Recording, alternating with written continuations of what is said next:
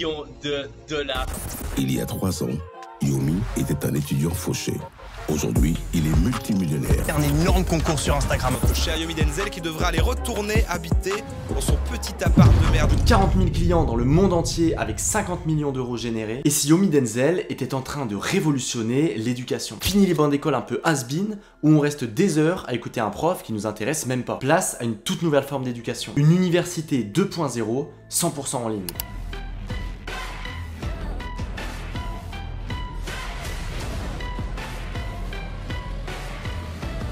Même s'il a fait beaucoup de bruit ces dernières années, je suis sûr qu'il en est qu'au début. Il l'a dit, il voulait devenir milliardaire. Et c'est pour ça, typiquement, que je dis, je vais essayer d'être milliardaire. Ok. Et pour atteindre cet objectif, je pense qu'il va faire un gros tournant. Il est en train de progressivement sortir de son business pour casser tous les codes et se diriger vers un modèle différent. Ça fait un moment que je le suis et que j'essaye de comprendre les rouages du maestro de la vente de formation en France.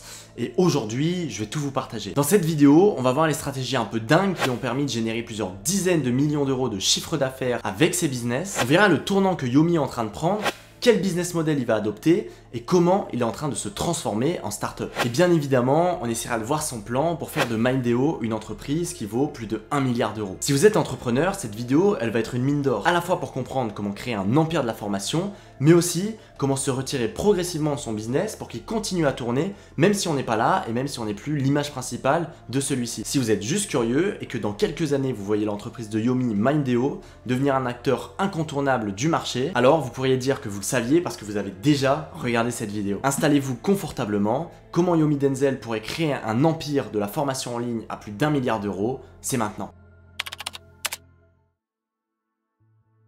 Bon, ça m'étonnerait si vous regardiez cette vidéo, mais s'il y en a qui ne le connaissent pas encore, je vais faire une présentation très rapide de Yomi Denzel, qui a été connu principalement au début avec son activité de e-commerce. Et pour ça, on va revenir quelques années en arrière. Dans son enfance, il nous dit qu'il a grandi dans un HLM, avec son père immigré sans papier qui a dû reprendre les études pour trouver un travail, et globalement des parents qui travaillaient beaucoup. Et durant cette enfance, il est allé vivre une semaine chez son meilleur ami, qui eux étaient assez aisés et avaient des parents qui avaient une très bonne situation, et il voyait qu'ils pouvaient se faire plaisir, qu'ils pouvaient partir en vacances un petit peu quand ils le voulaient, qu'ils étaient globalement libres, et ça a provoqué un déclic chez notre ami Yomi Denzel. On avance un petit peu, 2017, après quelques business, il commence à créer une première agence sur laquelle il va gérer la publicité Facebook, si je me trompe pas, de boîtes de nuit ou encore de commerce autour de chez lui en Suisse. Mais très vite, il se rend compte qu'il y a une toute nouvelle opportunité qui est en train de surgir principalement aux États-Unis et qu'il n'y a personne sur le marché en France, le dropshipping. En ayant les compétences de son agence, c'est-à-dire savoir faire du SAV, savoir faire de la publicité, des sites web, etc., il décide de se lancer dans le dropshipping. Donc pour ceux qui ne savent pas ce que c'est que le dropshipping, en fait, vous n'allez pas avoir de stock et vous allez vendre des produits qui vont être envoyés directement par le fournisseur. Donc il se lance dans ce business là, il a de très bons résultats, il les partage sur différents groupes,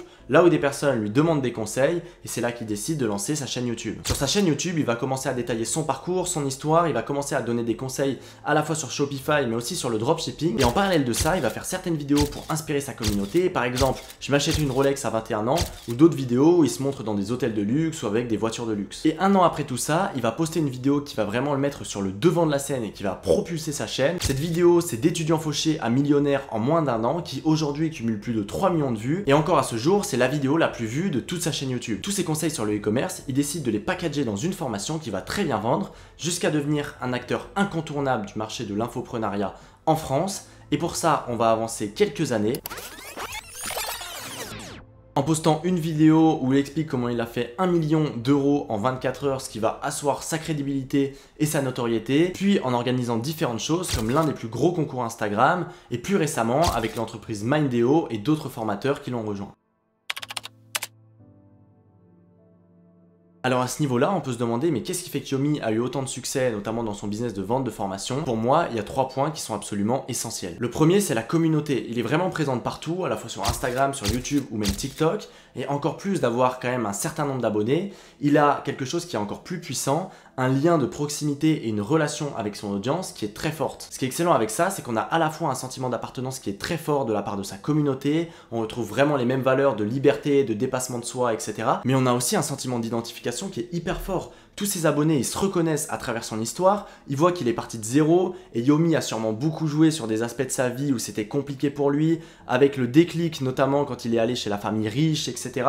Et tout ce storytelling, toute cette histoire fait en sorte que la cible se reconnaît et donc s'identifie à travers lui et voit que les résultats qu'il a eu, ils peuvent l'obtenir de leur côté avec du travail, etc. et donc ont envie d'acheter sa formation par la suite. Ils vont donc partager les mêmes valeurs, la même mission et être embarqués un petit peu dans le même bateau et encore une fois c'est super puissant. Et une autre chose qui joue vraiment pour que sa communauté ait envie de lui ressembler, c'est qu'il partage beaucoup des vidéos un petit peu lifestyle ou des vidéos inspiration, comme j'achète une Rolex, mes vacances de milliardaire. Et ça, c'est pas anodin. Yomi, ce qu'il fait à travers sa communauté, à travers sa chaîne YouTube et à travers ses différents réseaux, c'est qu'il va avant tout partager de l'inspiration, montrer à sa cible que c'est possible et partager un train de vie rêvé pour que sa cible se dise « Ok, j'ai envie d'être comme lui et donc quel est le chemin le plus rapide, le plus simple pour être comme lui ?» Bah, ça va être soit d'acheter sa formation, soit ça va être de le suivre à travers ses conseils, etc. Mais en tout cas, il faut que je suive ce gars-là. La deuxième chose qui a fait son succès selon moi, c'est qu'il est quand même arrivé dans une opportunité de marché. Pour expliquer cette réussite, on va prendre les fondements du business. Et le business, sur le papier, c'est très simple. On a une cible qui a une douleur. Yomi a une formation qui est une solution pour répondre à la douleur de cette cible. Donc ici, la cible a une vie qui ne les inspire pas, ils gagnent pas suffisamment d'argent, ils sont peut-être tout le temps dans le rouge, etc. Ils ont envie d'avoir une vie qui les inspire, d'être plus libres, de ne plus dépendre d'un patron, de ne plus regarder les prix, peut-être d'avoir une meilleure aisance financière. Et Yomi leur apprend comment avoir tout ça, grâce notamment au e-commerce. Mais le e-commerce est simplement le véhicule pour obtenir la situation désirée. Donc c'est-à-dire avoir plus d'argent, avoir plus de possibilités dans leur vie, avoir plus de liberté. Et Yomi va faire comprendre à sa cible pourquoi le e-commerce c'est le meilleur véhicule pour passer de la situation actuelle où ils ont une vie qui ne leur correspond pas du tout à la situation désirée où ils ont tout ce qu'ils veulent et ils ont leur vie rêvée. Et il y a un truc qui est aussi super important à comprendre. Aujourd'hui, à l'heure où vous regardez cette vidéo, des formateurs sur le e-commerce, sur le dropshipping, il y en a plein. Mais à l'époque, Yomi, c'était quasiment l'un des seuls à se lancer. Et l'un des principaux concurrents qu'il avait donc pour apprendre à gagner de l'argent en ligne, c'était tout ce qui était paris sportifs, etc. Et il est arrivé avec un véhicule totalement différent en montrant une nouvelle opportunité et en montrant comment on pouvait gagner de l'argent en ligne grâce au e-commerce et c'était totalement novateur à l'époque. Et ça joue aussi dans son succès. Il est aussi arrivé au bon moment, même s'il y a eu énormément de travail et honnêtement il est ultra smart niveau business, mais il est quand même arrivé sur un créneau où il avait un bon boulevard. Il a su exploiter bien évidemment ce boulevard, mais ça joue. Et la dernière chose, je le disais, il est sûrement très intelligent niveau business, mais surtout il est vraiment 80-20, il se concentre vraiment sur l'essentiel et je pense qu'il applique la loi de Pareto à fond. Parce que quand on voit ces 3 dernières années, il a les mêmes tunnels de vente avec le même process, la même formation, il fait les mêmes publicités avec le même script où il y a peut-être 2-3 choses qui divergent, mais c'est globalement les mêmes choses. Il a les mêmes vidéos YouTube, c'est toujours les mêmes vidéos qui marchent le mieux. Et en fait, Yomi, il se prend pas du tout la tête. Il voit ce qui marche, il regarde comment il peut optimiser tout en cherchant à simplifier un maximum. Et il n'y a pas de secret dans le business. Si vous prenez ce qui marche, vous l'optimisez et vous le boostez à fond, et ben au bout d'un moment, vous aurez du résultat. Tout ça, ça peut effectivement expliquer son succès, mais pour moi, ça fait pas tout. Et il y a quelque chose qui est super important à prendre en compte et que Yomi a été l'un des seuls à faire pour moi dans l'infoprenariat en France, c'est qu'il pense en dehors de la boîte. Mais avant ça, si la vidéo vous plaît, n'hésitez pas à la liker, ça m'aide à la référencer et ça me montre que vous aimez ce genre de vidéo et ça me permet d'en proposer d'autres. Et si vous n'êtes pas encore abonné, je vous invite vraiment à vous abonner pour ne pas louper les futurs concepts et les futures analyses que je pourrais faire sur cette chaîne. Yomi, il se démarque surtout par sa capacité à sortir des codes et à créer des choses qui sont uniques. Par exemple, c'est l'un des seuls infopreneurs à avoir fait de la publicité sur la télé ou encore à avoir mis des affichages dans le métro, notamment pour promouvoir son deuxième concours qu'il avait fait sur Instagram. En parlant de son concours, businessment parlant, ça a vraiment été quelque chose de super smart. Pour moi, il l'a parfaitement géré en termes de lot qu'il a fait gagner. C'était suffisamment attrayant pour faire participer tout le monde et pour vraiment avoir une cible grand public qui partagent et qui ont envie de gagner. Il a utilisé les bons influenceurs au bon moment, donc il a été vraiment visible par rapport à sa cible et même les influenceurs, il les a pas choisis au hasard. C'est-à-dire qu'il a pris des influenceurs qui parlaient à sa cible, donc des personnes qui parlaient sûrement à des jeunes qui ont entre 16 et 30 ans et donc il a profité d'une ultra visibilité auprès de sa cible. Et il y a d'autres personnes qui ont essayé de reproduire ce genre de concours dans l'infoprenariat en France. Je pense par exemple à Christopher Wangen qui lui avait fait gagner un appartement, donc le lot était encore plus dingue. Pourtant il y a beaucoup moins de personnes qui en ont entendu parler parce qu'en fait je pense qu'il a un peu moins géré la partie influenceur où il s'adressait peut-être un peu plus à sa cible. J'ai moins analysé son concours donc j'en sais rien, mais le concours a fait beaucoup moins de bruit. Pour moi, Yomi c'est l'un des concours qui a fait le plus de bruit en France. Et il a été super intelligent encore une fois parce qu'il s'est servi de son concours pour renvoyer pendant le concours tous les abonnés sur sa chaîne YouTube en disant que s'ils s'abonnaient à la chaîne YouTube et qu'ils regardaient des vidéos, ils avaient plus de chances de gagner. Pareil, à la fin du concours, pour pas que les abonnés se désabonnent parce qu'ils avaient vu qu'ils n'avaient pas gagné, ce qu'il a fait, c'est qu'il a fait gagner des iPhones et il faisait gagner un nouvel iPhone chaque semaine pour ses abonnés. Ça permet aux abonnés de rester sur le compte, de s'habituer à lui et donc ça permet de tenir cette base d'abonnés le plus longtemps possible. Et même à la fin du concours, ce qu'il a fait, c'est qu'il a fait une conférence en ligne pour parler de l'opportunité du e-commerce et donc il a profité de toute cette visibilité sur le concours pour renvoyer sur sa conférence en ligne et il a sûrement dû faire des centaines de milliers d'euros de vente. Et même si le concours a dû lui coûter entre 200 et 300 000 euros, il a été largement rentabilisé derrière et en plus il a profité d'une visibilité de dingue où toutes les personnes entre 18 et 30 ans ont dû entendre parler de lui. Et des idées de génie comme ça, il y en a d'autres. Par exemple, si vous vous rendez sur TikTok, vous pouvez voir qu'il y a plein de comptes qui s'appellent Yomi Denzel Short, Yomi Denzel Clip et plein d'autres Yomi Denzel. Et tous ces comptes, ils lui appartiennent. Et ce qu'il fait, c'est qu'il reposte directement tous ses Reels, tous ses Shorts sur ces comptes-là. Donc à la place d'avoir de la visibilité avec un compte, imaginons qu'il poste un TikTok qui fait 50 000 vues, et bah là, il va le poster sur 8 à 10 comptes différents. Donc ça va faire 50 000 vues x 8 à 10 Reels différents. Et donc, il va démultiplier sa visibilité sans pour autant avoir plus de contenu à tourner parce qu'il va utiliser les mêmes contenus. Et ça, il l'a fait à la fois sur Instagram mais aussi sur YouTube.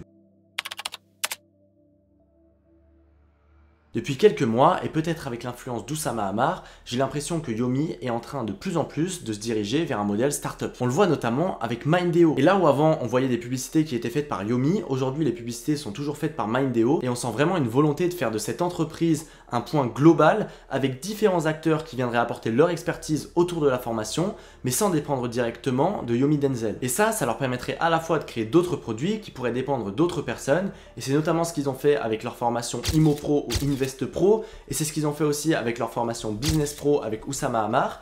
En fait, ce qu'ils sont en train de faire, c'est qu'ils sont en train de prendre plein d'autres formateurs, recopier et calquer le modèle que Yomi a fait, donc prendre les mêmes process, les mêmes structures, etc., prendre des thématiques différentes, donc par exemple avec l'investissement, l'immobilier, et dupliquer le business model sans forcément dépendre directement de Yomi. Et ça, c'est super intéressant pour différents points, parce que même si un jour Yomi sort du business, et le business pourra continuer à tourner parce qu'il y aura toute la gamme d'autres formateurs qui pourront proposer leur formation. L'autre chose qui est super intéressante, vu que ça ne dépend pas du personal branding d'une seule personne, mais vu que ça dépend des process, de tout ce qu'ils ont créé et de l'entreprise Mindeo en elle-même, le business, il devient valorisable. Et c'est comme ça pour moi que Yomi pourrait créer une licorne, donc avec un business qui pourrait valoir plus d'1 milliard de dollars. Et on le voit même dans leurs produits. Avant, ils proposaient uniquement sa formation.